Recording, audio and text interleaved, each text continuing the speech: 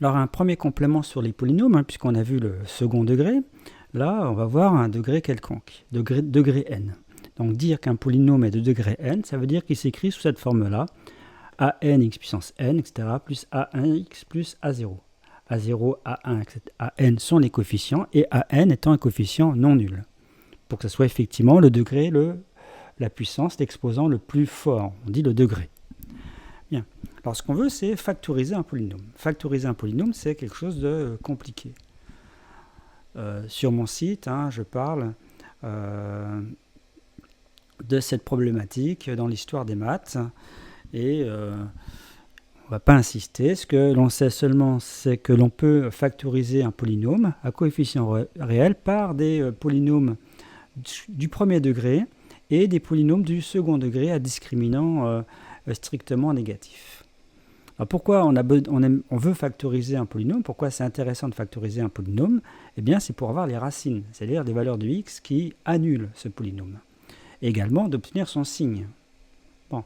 Alors, un polynôme du quatrième degré, par exemple, est-ce qu'il a des racines?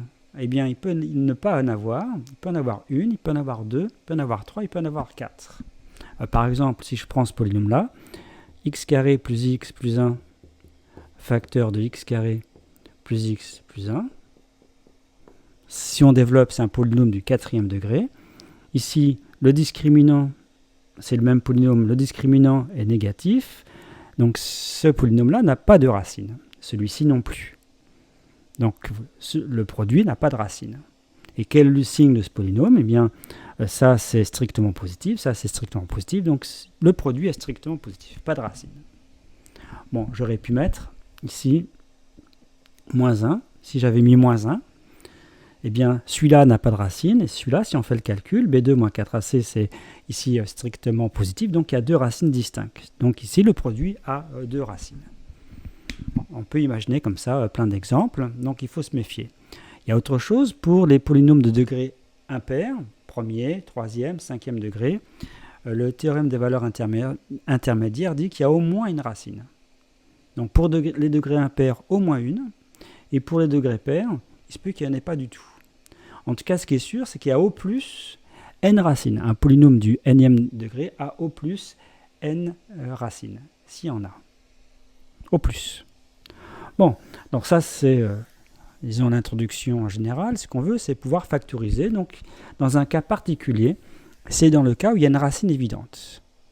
Donc, si vous avez a qui est racine de p,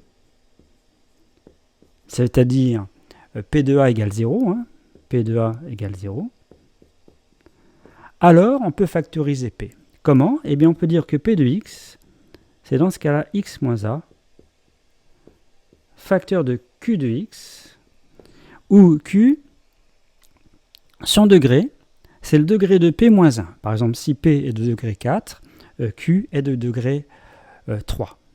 Alors, je vais vous donner deux exemples assez simples pour trouver ce polynôme q. Alors, remarquez que réciproquement, si p s'écrit comme ça, si p est un polynôme qui se factorise par x moins a, bien a est racine, bien sûr, puisque si vous remplacez x par a, ça vaut bien 0. Bon, donc le fait d'avoir une racine, ça permet de factoriser par x moins a. Alors on va prendre un premier exemple. Alors, dans cet exemple-là, il est clair que x égale 1 est racine, c'est-à-dire si on remplace x par 1, ça vaut bien 0. Donc on sait que ce sera la forme x moins 1, puisque 1 est racine, facteur d'un polynôme q. Et q étant du second degré. Donc on va écrire q de façon générale, ax2 plus bx plus c. Et il faut trouver q. Alors il va y avoir deux méthodes ici pour trouver le polynôme q. La première méthode va consister en fait à développer x-1 fois q. Donc on va faire x-1 fois ax2 plus bx plus c. On développe, après on va identifier à 2x cube moins x moins 1. Alors identifier deux polynômes, dire que deux polynômes sont égaux, c'est-à-dire qu'ils ont bien sûr le même degré, et tous les coefficients sont égaux. Donc on développe. Donc ici, j'ai ax cube. Ensuite, j'ai moins ax2 plus bx2, donc ça fait b moins a x2. Ensuite, les x, j'ai moins bx ici, moins bx et j'ai cx, donc plus c moins b x, et ensuite j'ai moins c. Bien, donc on obtient ça. Et donc on identifie avec 2x cube moins x moins e. Donc identifier, ça veut dire qu'on a a égale 2, coefficient en x cube égaux, coefficient en x2, b moins a ici, ici il n'y en a pas, donc ça fait 0. Ici, coefficient en x, c moins b, ici c'est moins 1, et coefficient constant, ici c'est moins c, et là c'est moins 1.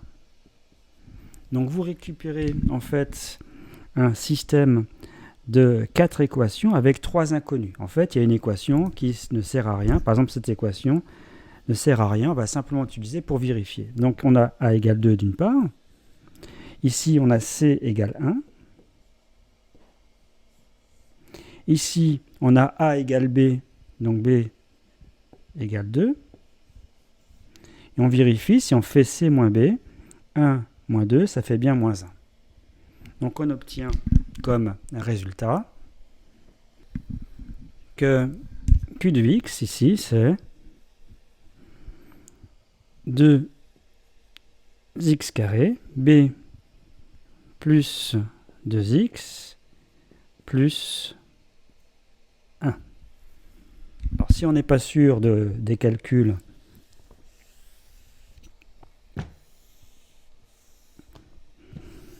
on développe ça par précaution. Donc si on développe, on obtient ici 2x cube. Ensuite, x carré, j'ai moins 2x carré plus 2x carré, et bien ça saute. Ensuite, j'ai moins 2x ici, et j'ai plus x, donc ça fait bien moins x. Et ici, j'ai moins 1. Donc oui, il y a bien égalité. Ça, c'est la première façon de trouver le polynôme Q ici. Donc je vais vous proposer une deuxième façon, qui est hors programme.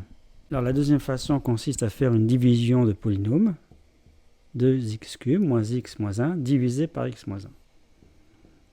Alors pour ceux qui font maths experte, il y a une division euclidienne dans Z, et bien également une division euclidienne dans l'ensemble des polynômes à coefficient réel. Et il y a également cette notion de nombre premier, c'est-à-dire des nombres qui sont irréductibles en quelque sorte, qui ne sont pas composés. C'est exactement la même chose qu'avec les polynômes. Les polynômes dits irréductibles sont les polynômes du premier degré et les polynômes du second degré à discriminant négatif. Donc on peut faire de l'arithmétique en fait sur les polynômes à coefficient réel. Donc la division euclidienne consiste à faire ça. On cherche à éliminer 2x cube. Donc pour éliminer 2x cube, on va ici multiplier par 2x carré. Pourquoi ? Parce qu'en faisant le produit ici, ça fait 2x cube moins 2x carré. Et si on soustrait, donc on soustrait, en soustrayant 2x cube moins 2x cube, ça fait 0. C'est pour ça qu'on a multiplié par 2x carré, c'est qu'on voulait éliminer 2x cube. Ici, j'ai 2x carré et j'ai moins x moins 1. Ensuite, je continue. On élimine maintenant 2x carré. Donc, par quoi faut-il multiplier par x? Donc, éliminer, c'est-à-dire qu'on va mettre ici, on va faire un calcul, et par soustraction, on doit éliminer 2x carré, donc par 2x. Parce que 2x fois ici, 2x fois x, ça fait 2x carré, et en soustrayant, les x carrés vont sauter. Et 2x fois moins 1, ça fait moins 2x. On soustrait, ce qui donne 2x carré moins 2x carré, ça saute, c'est fait pour. Moins x plus 2x, ça fait x. Ici, moins 1. Puis après, il reste x moins 1. Donc ici, il faut multiplier par 1. Ça fait x moins 1. Et vous obtenez bien 0. Donc comme l'a dit pour toute division euclidienne, vous avez ici le dividende égale diviseur fois quotient plus le reste. Donc vous avez bien ça, c'est x moins 1 fois ça. C'est exactement ce qu'on avait trouvé tout à l'heure. 2x carré plus 2x plus 1 pour q. Donc là, c'est plus simple avec la division ici euclidienne. Remarquez, le fait que le reste soit nul, ça prouve qu'on peut factoriser par x moins 1. Si on avait obtenu un reste autre que 0, ça veut dire que ce n'est pas factorisable par x moins 1. Le reste ici, puisqu'on divise par x moins 1, le reste, la condition du reste, c'est que le degré, il doit être strictement inférieur au degré du diviseur. Comme le diviseur, son degré, c'est 1, donc ici, c'est degré 0, c'est-à-dire que ça doit être une constante. Si c'était de degré 2, ici, le reste, ce serait de degré 1 ou de degré 0, strictement plus petit que le degré du diviseur. Je vais vous proposer un autre exemple. Alors prenons ce polynôme du 4e degré, regardons s'il n'y a pas une racine évidente. Bon, quand on dit racine évidente, soit on vous la donne, soit vous prenez des valeurs de x simples, hein, c'est-à-dire ce sont des entiers, par exemple 1 ou moins 1, ou 2 ou moins 2. Donc ici, si je prends x égale moins 1, puissance 4, ça fait 1, la puissance 2, ça fait 1, la puissance 3, ça fait moins 1, donc moins 1, moins 2, plus 1, ça fait 0. Donc ici, moins 1 est racine, donc on peut factoriser par x plus 1. Donc on peut factoriser par x plus 1, donc ce qu'on va faire, hein, je répète, hein, c'est moins 1 qui est racine, donc on peut factoriser par x moins a, donc x moins 1, x plus 1. Donc on va faire la division euclidienne directement. Alors la division euclidienne, on prend ici x4 et on va multiplier. Donc ici, pour obtenir x4 à partir de x, il faut multiplier par x cube. Donc ça fait x4, on fait x cube fois tout ça, plus x cube. On fait le produit ici, puis après on soustrait. Donc si on soustrait, eh bien on obtient quoi? x4 moins x4, 0, x cube moins x cube, 0, donc il me reste x2 moins 1. Maintenant, je fais la même chose, il faut que j'élimine x2. Donc, c'est en fait par quoi faut-il multiplier ici x pour obtenir x carré? Par x. Donc, ça, x fois x, ça fait x2, plus x. Et ensuite, on soustrait. Donc, si on soustrait, les x carrés sautent. Ici, j'ai moins x, moins 1.